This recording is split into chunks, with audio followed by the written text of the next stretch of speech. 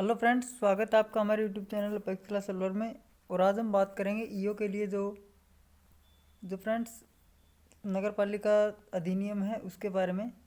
और नगर पालिका अधिनियम को बिल्कुल साधारण भाषा में समझेंगे, बिल्कुल सिंपल भाषा में समझेंगे। और संविधान जो नगर पालिका संशोधन के अंदर जो लैंग्वेज लिखी हुई है उस लैंग्वेज को देखेंगे, क्योंकि एग्ज़ाम के अंदर सेम वही लैंग्वेज पूछी जाएगी साधारण भाषा में। इसको हम उसी के साथ समझेंगे भी साधारण भाषा में। तो ठीक है फ्रेंड्स, तो आइए मैं आपको बता देता हूँ एक बार कि नगर पालिका जो अधिनियम है फ्रेंड्स, ओवरव्यू देख लेते हैं एक बार। ये पहले भी मैं एक बार बता चुका हूँ कि इसमें कुल 17 अध्याय हैं, 344 धाराएँ हैं, कुल 6 अनुसूचियाँ हैं। और ये कुल 17 अध्याय हैं। 17 अध्यायों के अंदर फर्स्ट अध्याय के अंदर प्रारंभिकी है जो धारा 1 से 2 तक है। अध्याय नंबर 2 के अंदर नगर पालिका का गठन जो धारा 3 से 50 तक है। और अध्याय नंबर जो 3 है वो कार्य संचालन और वार्ड की समिति जो धारा 51 से 66 तक है। ये मैंने पिछली वीडियो में हमने बात कर चुके थे हम।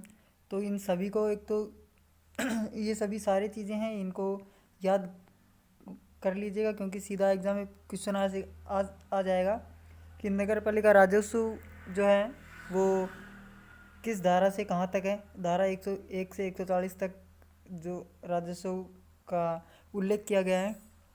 इसी तरह जिस तरीके से हमारे अनुच्छेद हैं उसी तरीके से ये धाराएँ हैं। तो जैसे कि अनुच्छेद के अंदर जो नागरिकता है पूछे जाते हैं क्वेश्चन, नागरिकता किस अनुच्छेद के अंदर है, मूल अधिकार किस अनुच्छेद से कहाँ तक हैं, किस अध्याय के अंदर हैं। तो इसी तरीके से जैसे नगर पालिका जो नियंत्रण है वो किस अध्याय के अंदर है, अध्याय 14 के अंदर। और ये कहाँ से कहाँ तक है, धारा 309 से 327 के तहत ये है। तो इस तरीके से चलिए मैं आपको सबसे पहले अध्याय नंबर 1 की हम बात करेंगे। सबसे पहले ही हम पहले वीडियो में बात कर चुके हैं। और फ्रेंड्स एक मैं बता दूं इम्पोर्टेंट चीज़, इसकी जो पीडीएफ है वो टेलीग्राम ग्रुप पे ये हस्तलिखित नोट्स, ये फ्रेंड्स मेरे खुद की हाथ से लिखे हुए नोट्स हैं, ये आपको प्रोवाइड करा हमारा जो टेलीग्राम ग्रुप है अपेक्स क्लास सलवर। जब आप टेलीग्राम के ऊपर अपेक्स CLASS और ALWAR सर्च करेंगे तो आपको फ्रेंड्स वहाँ टेलीग्राम ग्रुप मिलेगा, आप उसको ज्वाइन करिएगा। और इसके अंदर आपको ये हस्तलिखित पीडीएफ है जो आपको वहाँ प्रोवाइड करा दी जाएगी सिंपल भाषा के अंदर, शॉर्ट नोट्स बनाए हुए हैं। ठीक है, तो अध्याय नंबर 1 प्रारंभिक की धारा। फ्रेंड्स अध्याय नंबर 1 जो है इसके अंदर जो नगर पालिका जो ये संशोधन है इसके बारे में, इसके प्रारंभिकी के बारे में दिया हुआ है। तो धारा जो 1 है इसके अंदर इसका संक्षिप्त नाम दिया हुआ है, इसके प्रसार और इसके प्रारंभ के बारे में फ्रेंड्स धारा 1 के अंदर दिया हुआ है। तो धारा 1 के अंदर वैसे क्या है, धारा 1 के अंदर इसका नाम है इसका नगर पालिका, राजस्थान नगर पालिका अधिनियम 2009। ये लागू कहाँ होगा, जो छावनी बोर्ड है उनको छोड़ के संपूर्ण हमारे पूरे राजस्थान के अंदर ये लागू होगा। इसका प्रभाव की अगर फ्रेंड्स बात करें तो प्रभाव जो रहेगा, इसका जो प्रभाव है फ्रेंड्स, राजस्थान सरकार गजट की अधिसूचना के द्वारा ये जारी किया गया था और उसके बाद ये प्रभावित हुआ। अब नेक्स्ट मैं बात करूं अध्याय नंबर 1 की धारा जो 2 है, ये हमारा अध्याय 1 चल रहा है। वो पहले भी मैंने बताया अध्याय जो 1 है इसके अंदर फ्रेंड्स 2 धाराएं हैं, 1 और 2। ये 2 धाराओं के अंदर समाप्त हो जाता है अध्याय 1, इसका नाम है प्रारंभिकी। तो फ्रेंड्स जो धारा 2 है इसके अंदर क्या है, इसके अंदर फ्रेंड्स विभिन्न परिभाषाएं दी हुई हैं। जैसे कि नगर पालिका अध्यक्ष है, तो अध्यक्ष जो एक नाम आया अध्यक्ष, तो इसके अंदर फ्रेंड्स अध्यक्ष की परिभाषा दी हुई है कि अध्यक्ष क्या होता है, अध्यक्ष नगर पालिका का प्रमुख। इस तरीके से सारी परिभाषाएं दी हुई हैं इसके अंदर। जैसे कि कहीं पे लिखा गया है रोग, तो रोग की इसमें परिभाषा दी हुई है जैसे कि हैजा। ये मैं आपको ओरिजिनल जो पीडीएफ है, ओरिजिनल जो डॉक्यूमेंट्स है वो मैं आपको दिखा दूंगा। तो फ्रेंड्स ये धारा 2 है, तो मैं इसके अंदर सारी परिभाषाएं जो भी महत्वपूर्ण परिभाषाएं हैं वो धारा 2 के अंदर हैं।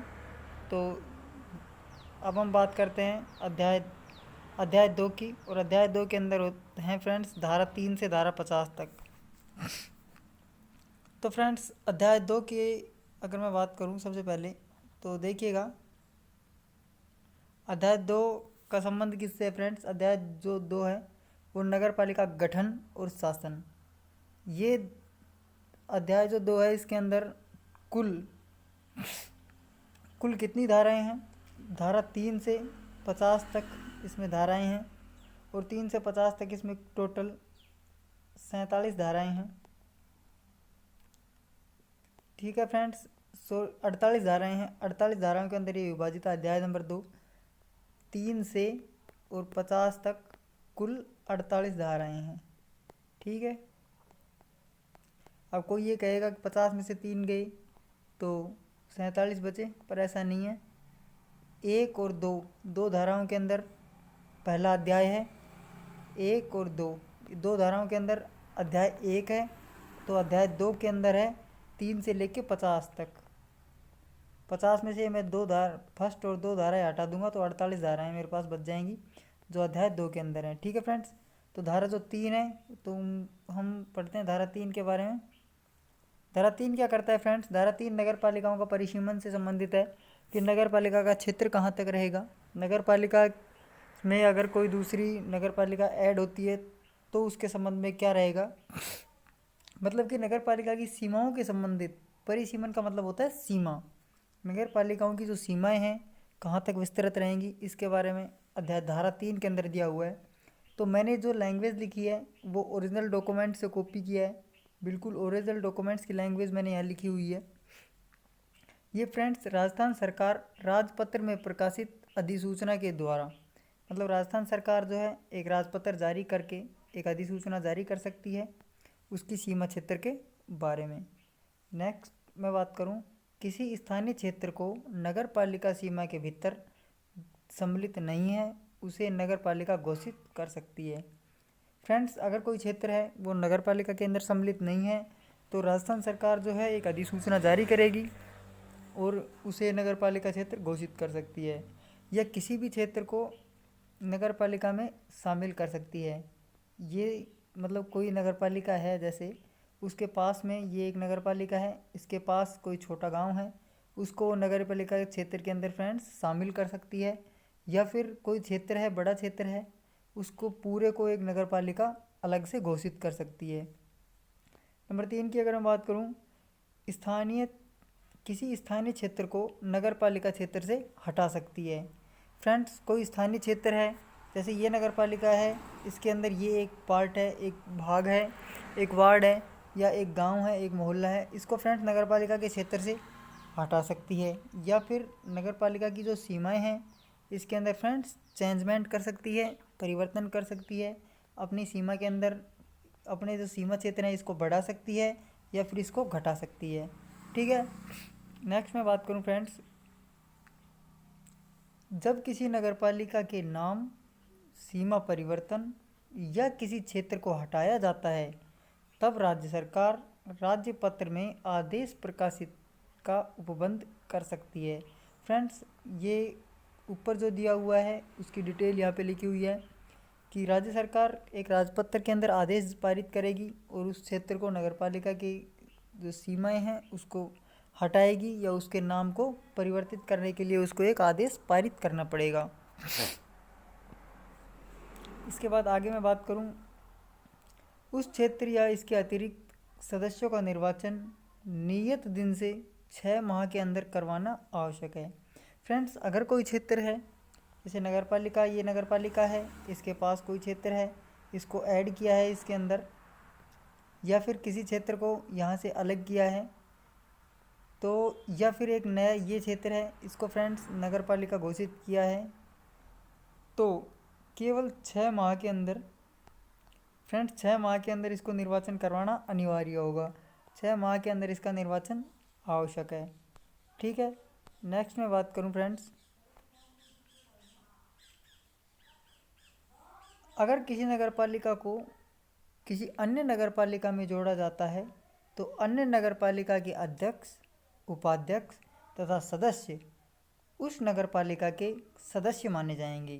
जैसे फ्रेंड्स एक नगरपालिका है हमारे यहाँ और इसके पास में एक और नगरपालिका है, 2 नगरपालिकाएं हैं। अगर ये इस नगरपालिका को, ये नगरपालिका क्षेत्र है, नगरपालिका को आप पंचायत समिति के नाम से जान सकते हैं, या जिसके क्षेत्र में नगरपालिका है वो सभी जानते होंगे कि नगरपालिका क्या क्या होती है। नगर पालिका को मैं एक तरीके से पंचायत भी बोल सकता हूँ। पंचायत का बड़ा रूप होता है। जैसे गांव के अगर स्टूडेंट जुड़े हुए हैं तो वो समझे कि नगर पालिका क्या होती है, वो ग्राम पंचायत समझ सकते हैं, इसको ग्राम पंचायत की तरह समझ सकते हैं। तो फ्रेंड्स मैं बताऊँ आपको कि जैसे एक नगर पालिका है, अगर इसको फ्रेंड्स दूसरी नगर पालिका के अंदर ऐड किया जाता है, जोड़ा जाता है, तो इन दोनों को मिला के एक बड़ी नगर पालिका बन जाएगी। ठीक है, तो ये जो बड़ी नगर पालिका बनेगी, इसके अंदर फ्रेंड्स जो ये छोटी वाली जो नगर पालिका है, इसके फ्रेंड्स जो सदस्य होंगे, इसके जो सदस्य होंगे वो इस पूरी नगर पालिका के सदस्य माने जाएंगे। जैसे कि छोटी नगर पालिका के एक अध्यक्ष होगा, एक फ्रेंड्स इसका उपाध्यक्ष भी होगा और इसके कुछ सदस्य होंगे। तो ये जो तीनों हैं, अध्यक्ष, उपाध्यक्ष और सदस्य, ये तीनों जो बड़ी वाली जो नगर पालिका इन दोनों को मिला के बनेगी, ये फ्रेंड्स तीनों उसके सदस्य बन जाएंगे। ठीक है फ्रेंड्स, तो चलिए चलते हैं नेक्स्ट की तरफ। नगर पालिका सीमाओं में परिवर्तन के पर्याप्त सीमा चिन्ह कलेक्टर या उसके द्वारा प्राधिकृत व्यक्ति के द्वारा अनुमोदित किए जाएंगे। नगर पालिका के जो सीमा के चिन्ह हैं वो कौन उनको अधिक प्राधिकृत करेगा, वो करेगा कलेक्टर। ठीक है, या फिर कलेक्टर किसी व्यक्ति को अनुमोदित करता है, जैसे कि वो कर दे एसडीएम को, तो वो इसके सीमा चिन्ह का निर्धारण करेगा। ठीक है, नेक्स्ट मैं बात करूं, अस्तित्वहीन नगर पालिका निधि का अधिशेष, संपत्ति, अधिकार, समस्त प्रभार और उसके दायित्व राज्य सरकार के अंदर निहित होंगे। नगर पालिका के अंदर कोई भी संपत्ति है या किसी भी तरीके का कोई अधिकार है, वो फ्रेंड्स राज्य सरकार के अंदर निहित होंगे। ठीक है, या जैसे कि ये नगर पालिका है कोई और इसके पास एक छोटी नगर पालिका थी जिसको फ्रेंड्स इसके अंदर ऐड कर दिया गया, तो ये जो नगर पालिका थी इसके पास जो अधिकार थे वो उनके अधिकारों का दायित्व राजस्थान सरकार करेगी।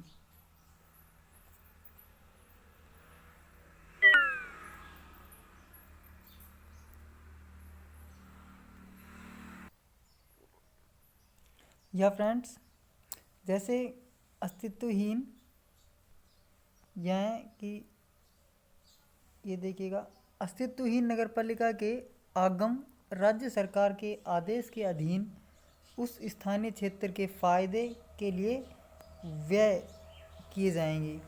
यानी कि जैसे कोई नगर पालिका है और उसके पास में कोई नगर पालिका थी, अगर उस नगर पालिका को बड़ी नगर पालिका के अंदर ऐड कर दिया गया तो कुछ बजट गवर्नमेंट छोटी नगर पालिका के पास आता। तो फ्रेंड्स अगर जो बजट इस छोटी वाली नगर पालिका के पास आता, जो इसका ऐड कर दिया गया, इसके पास अब बजट तो आएगा, पर उसके फ़ायदे के लिए गवर्नमेंट क्या करेगी कि या तो इस पूरी गवर्नमेंट जो है इसके फ़ायदे के लिए उस बजट को व्यर्थ कर सकती है, मतलब व्यय कर सकती है, या फिर अपने पास उस बजट को एक तरीके से सुरक्षित रख सकती है। गवर्नमेंट के पास ये अधिकार होगा कि वो इस क्षेत्र के व्यय के लिए, इस क्षेत्र के सुधार के लिए उस पैसे को खर्च कर सकेगी। एक फ्रेंड्स अगर कोई नगर पालिका के समीपस्थ कोई गांव है और उस गांव को अगर नगर पालिका के अंदर ऐड कर लिया जाता है, जैसे कि ये एक नगर पालिका का क्षेत्र है, इसके पास एक गांव है, ये छोटा सा, अगर इस गांव को, ये एक गांव है, ये एक नगर पालिका है, अगर इस गांव को फ्रेंड्स इस नगर पालिका के अंदर ऐड कर लिया जाता है तो क्या होगा, इसके बारे में मैं बताऊँ आपको। तो वो जो गांव है वो गांव नहीं रहेगा। दूसरा, वह नगर पालिका क्षेत्र के अधीन हो जाएगा, नगर पालिका का एक हिस्सा बन जाएगा। वहाँ पे जो ग्राम पंचायत थी फ्रेंड्स गांव के अंदर, वो ग्राम पंचायत को समाप्त कर दिया जाएगा और वो ग्राम पंचायत समाप्त हो जाएगी। एक फ्रेंड्स अगर ये ग्राम पंचायत थी गांव की, तो उस गांव के कोई सरपंच भी होंगे, कुछ पंच भी होंगे, और फ्रेंड्स एक उसका उप सरपंच भी होगा, एक सरपंच होगा, एक उप सरपंच होगा। तो जो यहाँ का जो सरपंच है, उप सरपंच है और यहाँ के जो पंच हैं। ये फ्रेंड्स सभी तीनों को मिला के ये जो बड़ी नगर पालिका जिसके अंदर इसको सम्मिलित किया जाएगा, उस नगर पालिका के ये सभी सदस्य माने जाएंगे। चाहे वो सरपंच हो, चाहे वो पंच हो, चाहे वो उप सरपंच हो, ये इसके सदस्य माने जाएंगे जो जिस पंचायत को जिस नगर पालिका के अंदर ऐड किया जाएगा। तो शायद मेरी बातें आपको स्पष्ट क्लियरली समझ में आ रही होंगी। तो फ्रेंड्स ये थी हमारी धारा 3, और धारा 3 जो है समाप्त होती है। अब हम बात करेंगे धारा 4 की। तो फ्रेंड्स जो धारा 4 है वो है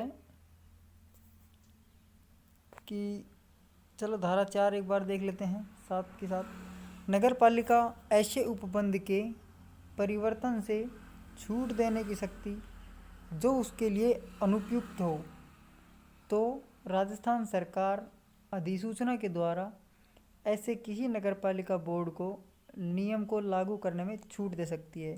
चलो मैं इसको आसान भाषा में समझाता हूँ फ्रेंड्स। वैसे हमें ये जो लैंग्वेज है वो हमें इस लैंग्वेज को पढ़ लेना है, क्योंकि एग्ज़ाम के अंदर फ्रेंड्स ये लैंग्वेज ही पूछी जाएगी। और इसको आसान भाषा में समझें तो मैं बता देता हूँ आपको। जैसे एक नगरपालिका है, इसको फ्रेंड्स नगरपालिका घोषित, जैसे राजस्थान सरकार है एक अनुबंध पास करके इसको नगरपालिका घोषित कर देती है। पर फ्रेंड्स जो नगरपालिका अधिनियम है 2009, इसके कोई ऐसा उपबंध है जो इस नगरपालिका के ऊपर लागू नहीं होता, या फिर कोई ऐसी एक्ट है या ऐसी कोई सूचना है जो अगर मैं इस नगरपालिका के ऊपर ये लागू कर दूं तो यहाँ पे कुछ नुकसान हो सकता है, यहाँ के लोगों को क्षति हो सकती है, या वहाँ के इस नगरपालिका के हित में जो नहीं है। तो फ्रेंड्स इसके लिए राजस्थान सरकार क्या करेगी, एक अधिसूचना जारी करेगी और उसको ये छूट दी जाएगी कि जो नगरपालिका के जो रूल्स हैं उसमें से कि ये नियम यहाँ पे लागू नहीं होता। जैसे नगरपालिका में जो नियम लागू होते हैं, और अगर किसी नगरपालिका में उसके सहयोग के लिए या नगरपालिका को एक तरीके से राजस्थान सरकार पारित करके एक अधिसूचना जारी करके उस नगरपालिका को छूट भी दे सकती है। इस चीज़ को यहाँ पे किया हुआ है। तो ये इसकी जो लैंग्वेज है वो एक बार पढ़ लीजिएगा ज़रूर, क्योंकि फ्रेंड्स एग्ज़ाम के अंदर सिंपल भाषा नहीं पूछी जाएगी, कभी भी नहीं पूछी जाएगी। जो ऑफिशियल जो लैंग्वेज है वही पूछी जाएगी। तो आसान भाषा में समझा देता हूँ मैं, फिर भी मैं आपको सारी चीज़ें। इसके अलावा लेकिन राजस्थान सरकार ऐसी छूट वाली नगरपालिकाओं के लिए सुसंगत नियम बना सकती है। लेकिन फ्रेंड्स अगर कोई ऐसी नगरपालिका है जिसको गवर्नमेंट ने किसी तरह की छूट दे रखी है कि ये नियम आपके ऊपर लागू नहीं हुए, ये नगरपालिका है इसके ऊपर गवर्नमेंट ने एक छूट दे दी कि आपके ऊपर ये नियम लागू नहीं हुए। इसके अलावा इतनी छूट तो गवर्नमेंट ने दे दी एक अनुबंध जारी करके। पर फ्रेंड्स अगर गवर्नमेंट चाहे, सरकार चाहे, तो उसके ऊपर कुछ अलग से कुछ नियम बना सकती है कि जो और नगरपालिकाओं पे लागू नहीं होंगे, केवल उस नगरपालिका के लिए, अकेली नगरपालिका के लिए जिसको छूट दी गई है उसके लिए अलग से नियम भी गवर्नमेंट जो है राजस्थान सरकार बना सकेगी। ठीक है, चलिए बात करते हैं नेक्स्ट की। नेक्स्ट जो हमारी धारा है वो है फ्रेंड्स धारा 5। तो धारा 5 की अगर मैं बात करूं फ्रेंड्स, धारा जो 5 है वो है नगर पालिका की स्थापना और नियमन। नगर पालिका की स्थापना और नियमन की मैं बात करूं, जो राजस्थान सरकार है, राजस्थान गवर्नमेंट, इसके अंदर नगर पालिका के 3 भाग हैं, या मैं ये कहूँ जो छोटे क्षेत्र होते हैं वहाँ नगर पालिका होती है, जो उससे बड़े क्षेत्र होते हैं वहाँ नगर परिषद होती है, और जो सबसे बड़े क्षेत्र होते हैं वहाँ नगर निगम होता है। जैसे कि हमारा जयपुर है, उस वहाँ पे 2 नगर निगम है, जयपुर के अंदर, जोधपुर के अंदर वहाँ नगर निगम है, और नगर परिषद तो नगर निगम से जो छोटा क्षेत्र होता है वहाँ नगर परिषद होता है, और जो सबसे छोटा क्षेत्र होता है वो नगर पालिका होती है। ठीक है, तो नगर पालिका का एक फ्रेंड्स संक्रमण क्षेत्र होगा, ये देखिएगा, जो नगर पालिका होगी फ्रेंड्स उसका एक संक्रमण क्षेत्र होगा, उसका एक स्थान होगा जहाँ पे उसके अधिकारी बैठेंगे, या नगर पालिका की एक बिल्डिंग होगी। जो उसका अध्यक्ष होगा फ्रेंड्स, उसके पास एक मोहर होगी, एक उसका उत्तराधिकारी होगा। नगर पालिका का जो उत्तराधिकारी होगा वो ईओ होगा। ईओ होता है जिस पद की आप तैयारी कर रहे हो, ईओ जो गवर्नमेंट का अधिकारी होता है। ईओ के ऊपर फ्रेंड्स वाद चलाया जा सकता है या वह किसी के ऊपर वाद चला भी सकता है और उसके ऊपर भी वाद चलाया जा सकता है। और वैसे एक अधिकारी होगा उत्तराधिकारी, उसको फ्रेंड्स चेयरमैन बोलते हैं। जो जो पार्षद होता है, सभी पार्षद उसको निर्वाचित करते हैं, वो जो चेयरमैन कहलाता है। एक फ्रेंड्स नगर परिषद होगा। नगर परिषद का क्षेत्र होगा वो लघुत्तर क्षेत्र होगा। उसका भी फ्रेंड्स एक स्थान होगा, उसकी भी एक मोहर होगी, उसका एक उत्तराधिकारी भी होगा और उसके ऊपर भी बात चल सकता है और वो भी किसी के ऊपर बात चला सकता है। एक फ्रेंड्स नगर निगम की मैं बात करूं, नगर निगम वह नगरीय क्षेत्र होगा, उसके नाम से एक नगर निगम एक संस्था होगी, उसकी एक मोहर होगी, उसका भी एक उत्तराधिकारी होगा और उनके ऊपर वाद चल सकेगा और वो भी किसी के ऊपर वाद चला सकेंगे। ठीक है, तो ये थे हमारे धारा 5। इसके अलावा धारा 5 में क्या है, चलिए वो मैं आपको बताऊं।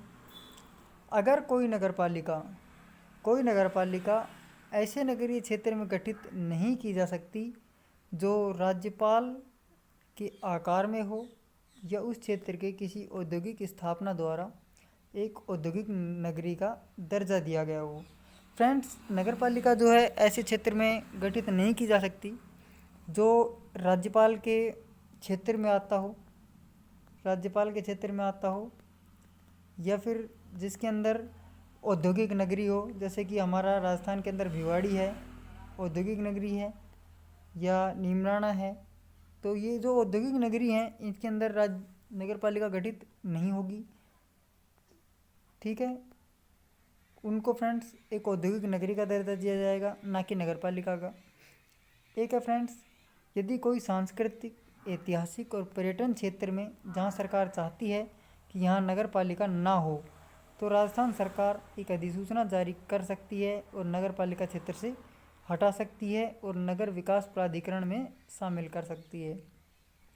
जैसे फ्रेंड्स अगर कोई नगर पालिका क्षेत्र है और वहाँ नगर पालिका क्षेत्र के अंदर कोई ऐतिहासिक स्थल है, जैसे कोई महल है या कोई दुर्ग है, कोई बावड़ी है जो ऐतिहासिक या पर्यटन स्थल है कोई अच्छा, तो उस क्षेत्र को अगर गवर्नमेंट चाहे तो नगर पालिका के क्षेत्र से, यानी कि नगर पालिका के से उसको हटा सकती है और राजस्थान सरकार अपने पास उसको रख सकती है।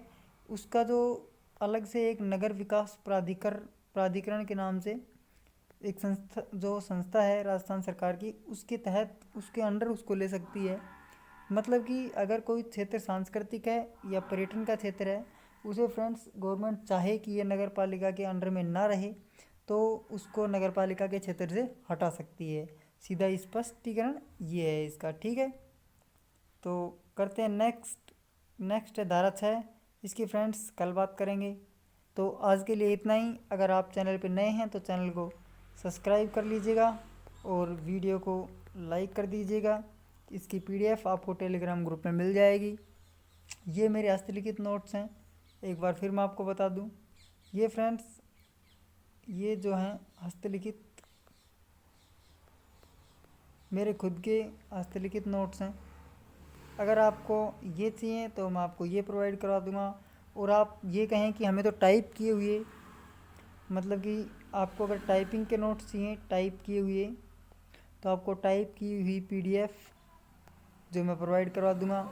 या आप इस तरीके से पढ़ना चाहें या फिर आपको जो ऑफिशियल गवर्नमेंट की जो पीडीएफ है, गवर्नमेंट के जो आंकड़े हैं उसी लैंग्वेज में आपको पढ़ना है, तो वो एक बार मेरे को बता दीजिएगा। एक बार कमेंट ज़रूर करिएगा। वीडियो कैसी भी लगी हो, आपको अच्छी लगी हो, बुरी लगी हो, कमी रही हो, कैसा भी हो, पर कमेंट करके ज़रूर अपनी राय मेरे को दीजिएगा।